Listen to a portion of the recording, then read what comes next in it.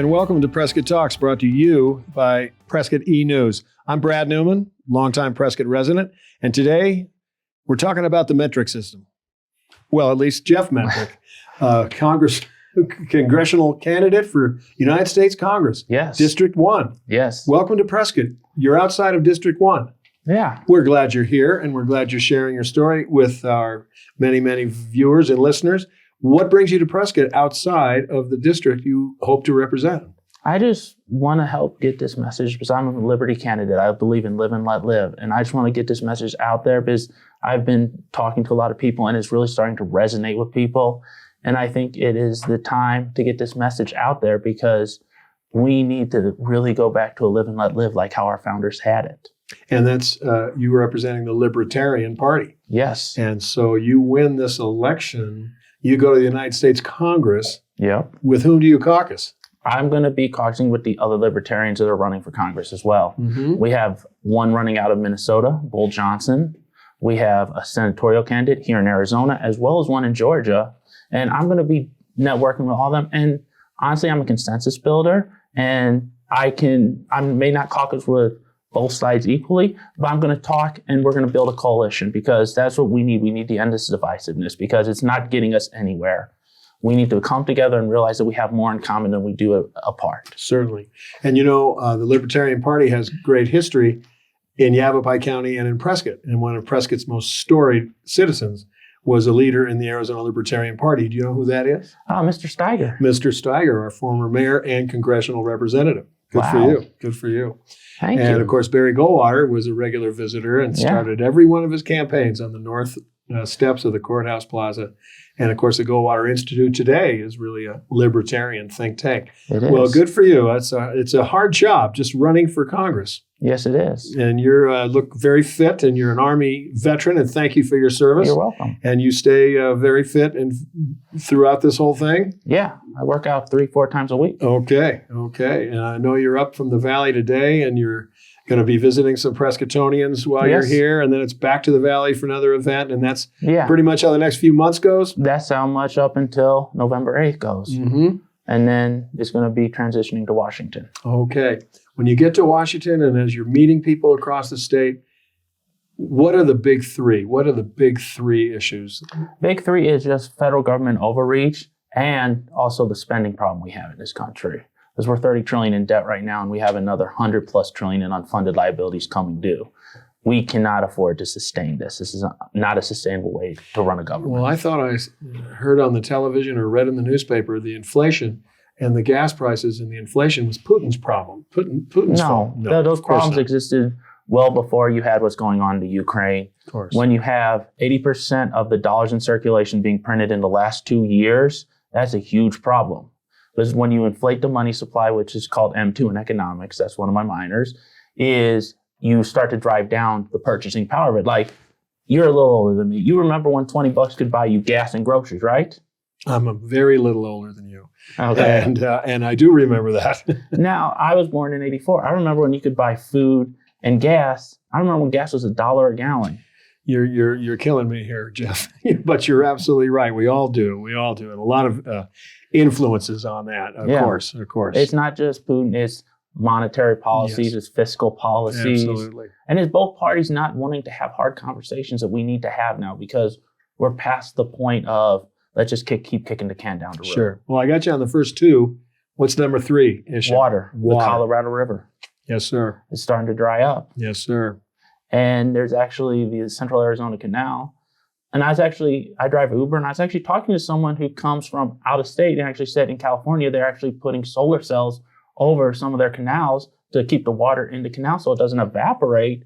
And that also in turn produces energy. Power source for pumping and other things. Yes. And this is happening around the world. Yeah. And it's we don't like to bring California solutions up too often, but that's something to look at, isn't it? Yeah. And we need to do that. Sometimes we may not agree with another state or another person, but they have a unique solution to an idea. And it's like, oh, wow, that we can actually work with this. Why can't that happen? Sure. Maybe in contrast to these huge footprints of the huge solar panel farms and the wind farms with their huge footprint on wildlife, on bird migration and other things. Well, that's very interesting. Your district runs pretty much kind of urban North Scottsdale, Phoenix. North Scottsdale down to the Fashion Square Mall right on the river. Yeah. All the way up to Cave Creek. I have both Indian reservations. Plus I run into North Phoenix all the way out a little west of the 51 and down into like Biltmore in that area. So it is very, I'd say it's probably about 50-50 urbanized versus country. Yes. And I love being up in Cave Creek. It's just so beautiful up there. It's what Arizona used to be. Well, that's right. But you mentioned the two Native American communities. That's Pima and Salt River. Yes. And have you established some relationships there? That's an interesting dynamic we have in our great country and in Arizona, hosting 14 federally recognized Native American dependent sovereign nations. That's a kind of a complex issue in itself. Yeah, and it's really interesting is how can you be dependent and sovereign in the same breath? Well, that's my questions, because either they're sovereign nations or they're dependent nations. You can't have, that's like saying you're both an authoritarian and you believe in liberty. That you can't have them be that way. Because you have to either be sovereign or dependent. So do you have some tribal leaders on the committee with you? Or not yet. I haven't really started reaching out there. I've just been trying to build because I'm running an insurgent campaign. I'm going to be perfectly honest. I'm running against David Schweiker. He's got millions of dollars. I'm funding this through doing Uber and getting small level donations. And it's really hard, but I'm working on building it because this message, live and let live, is really what this world needs right now and what this country needs and the state needs. Seems like what a lot of Western civilization was originally based on. Was live and let live. And before we say goodbye, we're going to make sure we get your website broadcast to our many, many listeners and viewers. Well, thank you for being up here. So there's your top three. Very interesting, very interesting. And as an Uber driver, you got to meet a lot across section of Arizonans, and in fact, international too. International, of course. And it's just and everyone has the same thing. When I talk to them, it doesn't matter if they're in my state or not, my district or not. I tell them about live and let live and just how I believe in what I believe. And I don't even mention I'm a libertarian. I just tell them what my beliefs are, and they're like, I actually agree with that and I actually like that. They're like, we need more people like this. Sure. What's not to like? Well, I'm going to ask you about populations of people that are vulnerable. Yes. Okay. Let's say, what is the responsibility of the government to somebody physically or mentally challenged, an elderly poor, an elderly sick? We've created this monster of Medicaid and Medicare, and a social safety net, which became a social safety flying rug. And but where did we go? When we look at the Libertarian Party platform, it'll say extremely generous with those who really need help. Yes. And how do you frame that? I frame that as we don't have a right to take other people's property because we believe it's the greater good, because we're all individuals. No one has a true consensus of what the greater good is. Your definition of the greater good is different than my definition of the greater good. I help people when I see them in need. And it's not because I'm forced to do it. I choose to do it. Mm-hmm. We have to give people a choice. Help people. If you know someone who is sick, injured, poor, homeless, you reach out and help them. Mm-hmm. But we have a problem in DC that you have all this bureaucrat, all these bureaucracies that want to run 6 figures, and you have these made up department heads, and that's money that could go directly to help people because it needs to go directly to people to help them and not pay administrators and all this, because it just doesn't provide a solution to a problem. Sure. It just creates the problem in perpetuity. The HCFA regulations, there was originally 2 paragraphs about medical privacy. Yeah. It is now 1,200 pages. Yeah. So it kind of speaks to what you were speaking of. And you also remind me of my old friend Steve Forbes and flat tax. How do you fall on that? I am actually in favor of actually getting rid of the income tax and the inheritance tax. That's actually something I'm starting to work on and flesh out, because people on the left will say the rich don't pay their fair share. I actually say if you're wealthy enough to buy a $100 million yacht, pay an extra 10% on it, and that goes directly to the federal government, and our money stays with us, and we know how to best invest it, because I don't know what's best for you. You don't know what's best for me, and when it comes to money. we need to start stepping up and taking responsibility for our retirement and our financial future, because we can't keep going to the government. Social Security is going to be out of money 2026, 2028 timeframe, and it's been paid into, but the people drawing on it are more than what is being paid into it. It's starting to fail. I think when people are asked to help, that knee-jerk answer sometimes is, well, I gave at the office. Yep. Meaning I paid my taxes. I don't have to respond to this crisis in Ukraine or the tornado victims or the flood victims. I gave at the office. And I paid my tax, and look what you got for it. Yeah. Well, look how generous Americans are. Yes, with other people's money. Well, and their own too. And this last month has been a great example, in my view. Yes, it has. It's been a great example. I've seen a lot of on social media, a lot of people giving to Ukraine charities. Yep. I love that idea. That's how it is. That's really a living. We're choosing to help our fellow man. Yes, and you got to be prosperous to be philanthropic. Yes. Yeah. You can't have burdensome regulations in place.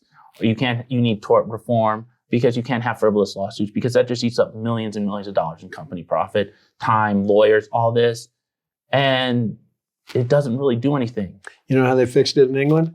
2 words: loser pays. Loser pays. Yeah. And all the frivolous stuff went away that week. Yeah, but we also it also goes into more regulations. We need to pull those back and figure out what regulations work. We actually need to, as a Congress, go in and look at all the laws that are on the books, and laws that do not serve a purpose anymore need to be taken off the books, because with those laws on the books, even if they're not really enforced, they still are there, and that still gives the government a legal say-so to do it. Oh, sure. Who were they trying? They pulled up some law that hadn't been used since the founding against the former president, that it didn't go anywhere. Well, you're a young man, and to go into every law and among the Congress and try to weed out the stuff that isn't relevant anymore, you'll wind up an older man like me before you're done. But it's worth it for me, because we need to really understand the government has a role. Is what the Constitution says it is. It's not been expanded and stretched beyond all practical and logical means. It's just we need to have a very, very limited government. Decisions need to be done at the state, county, city level. That's where the rubber meets the road. You bet. It's not someone in D.C. saying, we need to give everyone $15 an hour. Right. Because $15 an hour in California isn't going to get you what $15 in Fargo will get you. Right.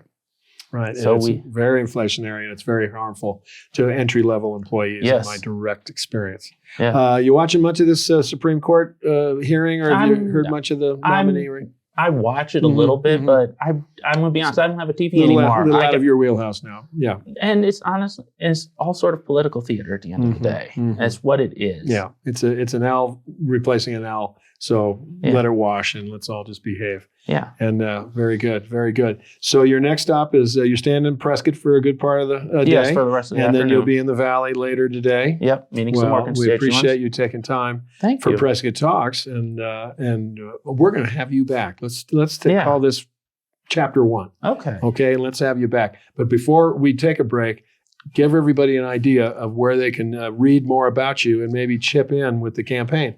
Okay, you can go to my website, jeffmetrick.com. That's METRICK. All my social media, Twitter, Instagram, Facebook, is at WinWithJeff2022.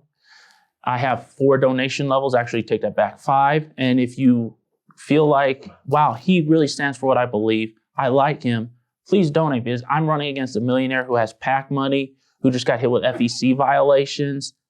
I need everyone's help, because we can really come together and bring this country back together and make it how it used to be, to where you helped your neighbor out.